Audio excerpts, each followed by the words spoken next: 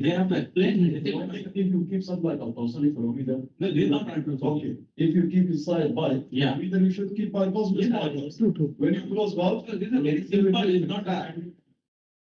It's a why, yes. It is an- We will discuss this. You can discuss the notes now. We will respond to this one. You should not, but from our side, I know the side, our situation, we don't have space. And Easy for. Okay. if having any leak inside the valve, that will affect on measurement for cross. Forget about the measurement. See, plant will start. if you- Our side was the flow meter. You have to keep the bypass then from here to here. Okay, Ahmed. See,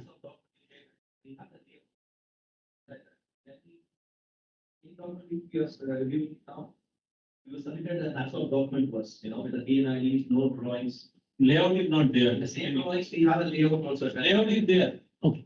Show the layout. I have few questions to you. See, this is a critical, line. this is critical. I mean, because if there is a problem in the flow transmitter, because this is intrusive side, you are going to install inside the pipe. If you inside the pipe, if there is some blockage or some maintenance, you have to remove it to maintain it.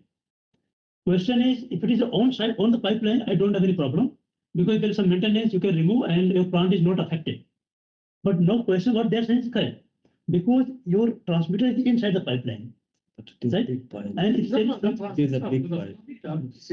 you're inside the pipe. Maybe the physical part of the flow meter coming outside. It is, So please confirm them. If they're outside, Locally for someone. Yeah. Is above the pipe, only sensor. After that, we give.